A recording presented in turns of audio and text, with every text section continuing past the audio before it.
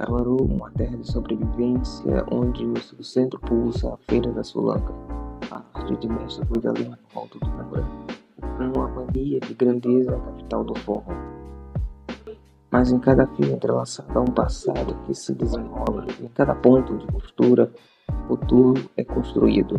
Caruaru é uma cidade tradicional, nas residências, galpões e garagens, o som de máquinas de costuras, o movimento de mãos ágeis que transformam o tecido em histórias de luta e sobrevivência. Esta é uma das histórias contadas nesta região, onde a costura aqui nunca foi apenas um trabalho, é um legado, identidade, sobrevivência. Mas o que acontece quando essa arte começa a ser esquecida? Quando a presença da industrialização ofusca o brilho artesanal.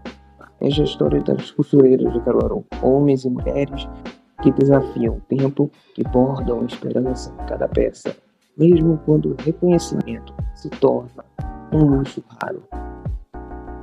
O povoado mais intenso de Caruaru começou tanto no final do século XVII, com a chegada do português Rodrigues de Sá. Depois da fazenda da família passar por diversas gerações, suas terras chegaram nas mãos do herdeiro José Rodrigues de Jesus. Então, com apenas 20 anos de idade, a partir daí iniciou-se um crescimento mais significativo do local. A fazenda Caruaru, e em 1781 ganhou a capela de Nossa Senhora da Conceição, erguida por José Rodrigues de Jesus em homenagem à sua irmã, era cortada pelo caminho das boiadas, passagens de grandes movimentações de boiadeiros e viajantes. Contudo, essa movimentação na fazenda Caruaru, já no final do século XVIII, a fazenda foi se transformando em um movimentado arruado. A estratégica localização na passagem da Rota Agreste-Sertão, especialmente para os vaqueiros e suas boiadas, mas também para os mascates e suas mercadorias, trazendo assíduos fregueses para uma iniciativa feira organizada pelos moradores da fazenda e dos arredores. Por sua localização estratégica, por suprir as demandas de dezenas de municípios da região que veem a cidade por conta do seu comércio, serviços hospitalares, educação, gastronomia, cultura e lazer, Caruaru se tornou um polo. Hoje é a cidade que mais se destaca no interior de Pernambuco, com um crescimento anual do PIB de 3,9% acima, inclusive de Pernambuco e do Brasil. A economia pujante a fez-se reconhecida como uma capital do Agreste, uma verdadeira capital regional. Segundo dados do IBGE de 2022, houve um crescimento exponencial populacional de 378,48 habitantes e uma densidade demográfica de 409,52 habitantes por quilômetro quadrado. Na comparação com outros municípios do estado, fica na posição 4, de 11 de 185. Contudo, o tempo em que a Feira de Caruaru se consolidou como coração comercial do Agreste e a costura sempre esteve presente. O que antes era uma prática familiar, um sustento passado de família em família, transformou-se em um motor econômico da cidade. Tecidos brutos ganhavam forma na mão das costureiras. Peças era levada a mercados distantes, moldando o comércio local. Mas o tempo impôs desafios. E o artesanal teve que disputar espaço com a industrialização. Os custos que antes eram simples de produção começavam a desaparecer, substituídos por etiquetas sem nome e sem história. Hoje a costura ainda pulsa em Caruaru, mas o desafio é cada vez maior. O salário em que as costureiras não cobram, as horas dedicadas a cada peça, o pagamento por produtos obriga muitas jornadas exaustivas, costurando por centavos enquanto vitrines e bancos de feiras exibem suas criações, preços que jamais verão nos seus bolsos. Mas que acho que nem a gente mesmo, nem as costureiras tinham noção do que a gente passava. A gente meio que já tinha se acostumado com os perrengues. Mas aí veio a pandemia e ficou muito crítica a situação.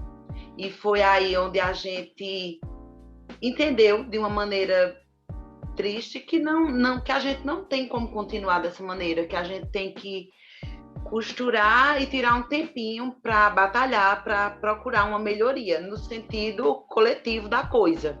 e não individual. Toritama e Santa Cruz do Capibaribe sediam as principais unidades produtivas. A maior parte da produção é realizada em ambientes domésticos, conhecidos como facções, o que torna-se difícil a fiscalização das condições de trabalho que passam por essas costureiras. Segundo a Sebrae, 88% das unidades produtivas do polo têxtil de Pernambuco são informais, onde muitas das costureiras não recebem um valor justo pelo trabalho prestado, chegando ao ponto de receberem mixarias, segundo elas, pelo próprio trabalho prestado. Não aceitam essa frase, análogo à escravidão. Mas sim, é análogo à escravidão. Porque se você paga... Tem peças que são pagas por centavos. Vai pegar um zíper de uma calça, paga 10 centavos. Quando se paga? 10 centavos. Um bolso, 5 centavos. Né? Então, para você ter uma demanda de você ter R$500, você tem que fazer 1000 peças. Né? Você vai ter uma demanda grande. Então, torna-se escravo. Porque para você cumprir essa carga toda, para ter um valor, você vai trabalhar exaustivamente, virando a noite, como a gente diz aqui. Tem mulher que não tem nem condições de chegar na mesa e jantar junto com a família. Ela janta na máquina, porque terminando, o filho pega o prato, leva para lá e ela continua ali trabalhando feito uma louca. É escravidão. Infelizmente, é escravidão. Onde muitos dos microempresários não valorizam a mão de obra e muitos são desvalorizados de maneira remunerada o trabalho prestado pelas costureiras. A industrialização trouxe competições desleais à produção em larga escala, reduzindo custos, mas também apagando nomes. Muitas costureiras, antes protagonistas do próprio ofício, hoje trabalham nas sombras, sem reconhecimento, sem garantia. No polo têxtil do Agreste de Pernambuco, o maior do Nordeste, é responsável por 16% da produção nacional do setor. Os problemas de saúde e as condições precárias de trabalho das mulheres costureiras carecem há anos de atenção do poder público. O problema prossegue, apesar da categoria já ter apresentado uma série de reivindicações para o governo de Calheira, do PSDB, em uma carta divulgada em 25 de maio deste ano. Janiane Cavalcante da Silva diz que as mulheres vêm tentando estabelecer um diálogo e agendar uma reunião com o governo, mas até agora não há qualquer retorno, disse a administradora da facção no bairro de São Francisco. A oficina dela funciona no fundo da sua casa, onde trabalham mais 3 mulheres, todas elas são da mesma família, e para cumprir o prazo dos fornecedores, às vezes precisam trabalhar mais de 12 horas por dia para aguentar uma lidia diária trabalhando com um travesseiro improvisado na cadeira. É aquele valor mínimo que eles ditam das peças e só. E quando a gente vai falar para aumentar, é a mesma coisa que está matando eles. Porque eles querem que a gente trabalhe, eles enricam, compram carro, casas e a gente continua na mesma. Abril, quem é faccionista, se não sabe fazer alguma outra função, tem mulher que passa fome. Depende de cesta básica, porque são 4 meses que não tem produção no polo de confecções. Então, mulheres que dependem só da facção, nesses 4 meses elas sofrem. Entre os pedidos ignorados pelo governo estadual está também o acesso ao programa Chapéu de Palha, uma política estadual que garante uma renda básica para as costureiras no período de janeiro a abril, quando o setor têxtil para e não há encomendas. A política já atende famílias que atuam em outros setores subsequentes a períodos de entre-safra, como a pesca artesanal. No estado, muitas costureiras participam do projeto Costurando Moda com Direito, que além de articular costureiras com outros espaços coletivos de organização de mulheres, Fórum de Mulheres de Pernambuco do Agreste, a Rede Mulheres Negras também garante que elas não sejam vítimas de condições indignas de trabalho. Foi a partir da iniciativa que foi apresentado um projeto de lei que institui a política estadual de fortalecimento das costureiras em facções de Pernambuco. O texto é de autoria da deputada Rosa Amorim, do PT, Dani Portela, do PSOL, e do deputado João Paulo, do PT, e segue até o momento sem nenhum andamento na Câmara. Tem uma riqueza produzida por esse polo que que é reconhecida no Estado, nacionalmente, né, como um polo econômico, mas as pessoas que fazem essa produção, principalmente, elas não são beneficiadas. E aí as mulheres também, nesse processo do projeto, já conseguem fazer uma leitura de que realidade é essa.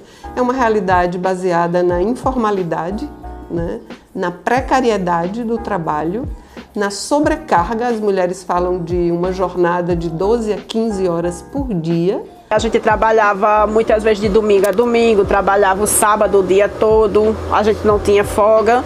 E hoje em dia não, hoje em dia a gente só trabalha de segunda a sexta-feira. Na sexta-feira a gente larga de 4 horas da tarde.